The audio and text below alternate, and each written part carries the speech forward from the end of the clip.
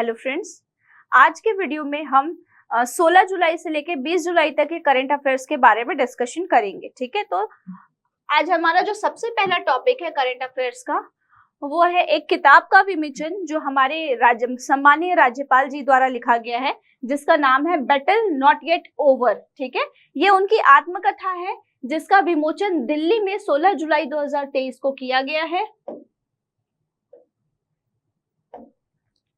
16 जुलाई 2023 को इसका विमोचन किया गया है। किनके द्वारा लिखा गया है ये किताब? तो छत्तीसगढ़ के राज्यपाल श्री विश्वभूषण हरिचंदन जी द्वारा ये किताब लिखी गई है, जिसका नाम है बैटल नॉट येट ओवर। ठीक है, इसका विमोचन किसने किया है? तो इसका विमोचन श्री ऋतुराज अवस्थी जो राष्ट्रीय विधि आयोग के अध्यक्ष हैं, और श्री वी गोपाल गौड़े जो सर्वोच्च न्यायालय के न्यायाधीश हैं, इन्होंने इस किताब का विमोचन किया है।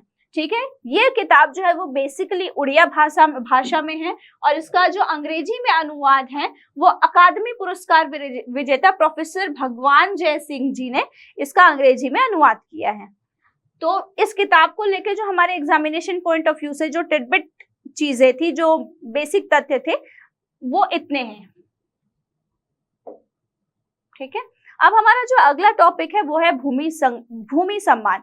हाल ही में छत्तीसगढ़ को भूमि सम्मान से नवाजा गया है। तो भूमि सम्मान क्या है?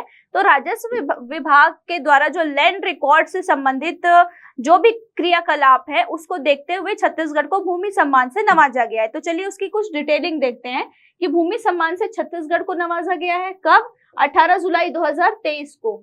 ये सम्मान जो है वो विज्ञान भवन नई दिल्ली में छत्तीसगढ़ को प्राप्त हुआ है, और राष्ट्रपति द्रौपदी मुर्मू जी के द्वारा ये सम्मान प्रदान किया गया है। ठीक है, तो ये कार्यक्रम के बारे में जानेंगे थोड़ा सा कि digital India land record modernization programme के अंतर्गत प्रदेश में बेहतर काम के लिए ये पुरस्कार जो है वो छत्तीसगढ़ को मिला है। ठीक है, और इसके साथ ही धमतरी, सरगुजा और बेमेतरा जिला जो है उसको भूमि प्रबंधन और प्रशासन के लिए भूमि सम्मान प्लेटिनम सर्टिफिकेट जो है वो प्रदान किया गया है। ठीक है, अब digital India land record modernization programme, जिसे हम DILRMP बोलते हैं, उसके अंतर्गत प्रदेश में, हमारे छत्तीसगढ़ प्रदेश में भूमि प्रबंधन से जुड़े 95% कार्य जो है वो पूर्ण हो चुके हैं, ऐसा रिपोर्ट आया है। और हम अब देखेंगे कि धमतरी, सरगुजा और बेमेतरा जिले को ये जो सर्टिफिकेट है, प्लेटिनम सर्टिफिकेट, वो क्यों दिया गया है? तो कुछ घटक हैं जिनके आधार पे ये सर्टिफिकेट प्रोवाइड किया गया है, जिसमें है लैंड रिकॉर्ड का डिजिटाइजेशन। ठीक है, अब जैसा कि हम जानते हैं कि पहले ऑन पेपर सारे वर्क होते थे, लेकिन जब से भूइया ऐप आया है तब से सारे जो हमारे भूमि संबंधित काम है वो उसमें हो जाते हैं। हम अपनी भूमि की सारी डिटेलिंग जो है वो उस ऐप के जरिए देख सकते हैं, जिसके कारण हमारा काम बहुत आसान हो गया है, और साथ साथ विभाग के लिए भी इस ऐप के द्वारा रिकॉर्ड्स मेंटेन करना बहुत आसान हो गया है।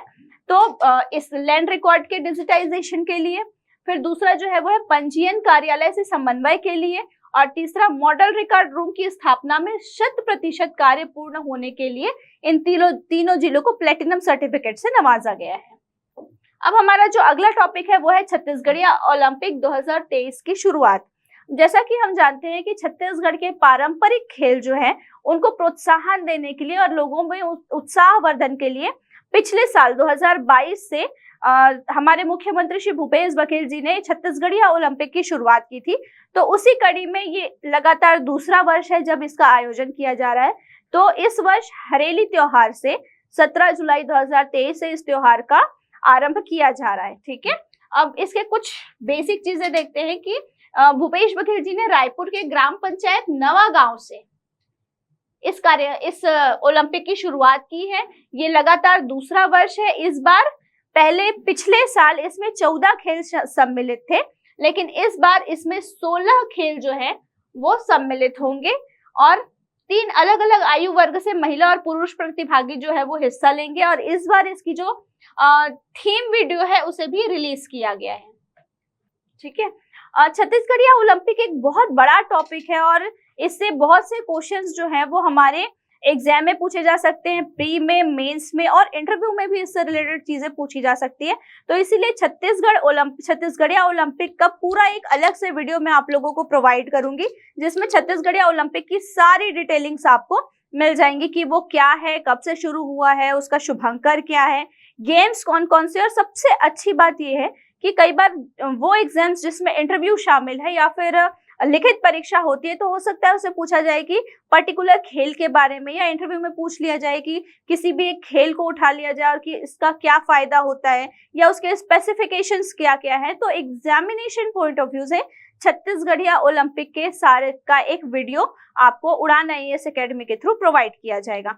तो फिलहाल करंट अफेयर्स में हम इसके बारे में इतना ही जानेंगे।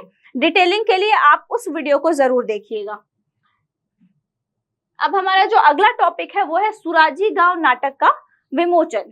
ठीक है, ये इस टाइप के क्वेश्चंस हमारे प्री में पूछे जा सकते हैं कि सुराजी गांव जो है वो कौन सी विधा है। तो हमारा है कि हाँ वो नाटक है, किसने लिखा है, कब लिखा है, विमोचन हुआ है, क्योंकि ये अभी अभी इसका विमोचन हुआ है।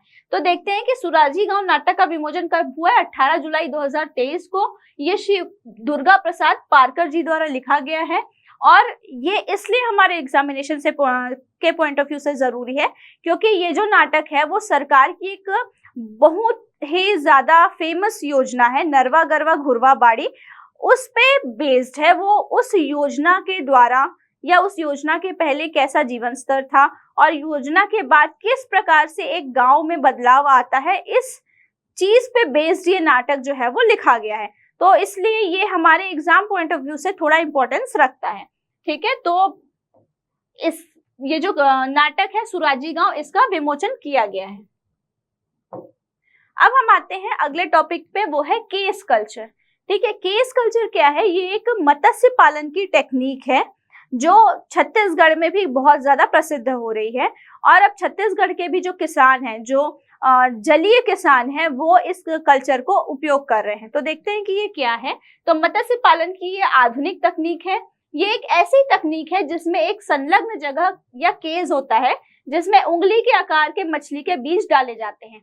देखिए, जैसा कि हम इस चित्र में देख रहे हैं कि ये जो बॉक्सेस हमें दिखाई दे रहा है, इन्हें केज बोला जाता है। ठीक है, इसे कुछ इस तरीके से अरेंज करके किसी भी नदी, जलाशय या वो जगह जहां पे हम फिशिंग करना चाहते हैं वहां पे इसे ऐसे लगा दिया जाता है और इसके अंदर बहुत छोटे छोटे मछली के बीज जो है वो डाले जाते हैं। और इन बीजों को डालने के बाद फिर इनका संवर्धन किया जाता है और बाजार में बेचने लायक वजन होते तक उन मछलियों को पाला जाता है और उसके बाद फिर वहां से निकाल के मछलियों को बाजार में बेचा जाता है। ये जो केस कल्चर है वो बहुत ज्यादा प्रसिद्ध होता जा रहा है क्योंकि इसके द्वारा कम खर्चे में बहुत अच्छे से मत्स्य पालन किया जा रहा है। इसके कई फायदे, कई नुकसान है, लेकिन फायदे नुकसान के बावजूद भी ये कल्चर जो है वो छत्तीसगढ़ में भी काफी फेमस हो रहा है। तो इसीलिए हो सकता है कि हमारे एग्जाम में पूछा जाए कि केस कल्चर किससे जुड़ा हुआ है, तो हमारा आंसर होगा कि ये मत्स्य पालन से जुड़ा हुआ है। ठीक है, और अगर उसकी डिटेलिंग लिखित परीक्षा में पूछा जाए या फिर इंटरव्यू में पूछा जाए तो वो ये है कि जो केस कल्चर है वो मत्स्य पालन से जुड़ा हुआ है, जिसमें उंगली के आकार के जो छोटे छोटे मछली के बीज होते हैं उसे डाले जाते हैं और बाजार में बेचने लायक वजन होते तक उसे पाला जाता है और उसके बाद फिर उसे बाजार में बेचा जाता है और इसके द्वारा मत्स्य पालन जो है वो एक नया आयाम छू रहा है। तो ये हमारा 16 जुलाई से लेकर 20 जुलाई तक का करंट अफेयर्स था। अब आगे आने वाले करंट अफेयर्स हम अगले वीडियो में डिस्कशन करेंगे और इसके साथ ही आपको छत्तीसगढ़िया ओलंपिक की पूरी डिटेलिंग से संबंधित जो वीडियो है वो आपको आने वाले कुछ दिनों में प्रोवाइड हो जाएगा। Thank you.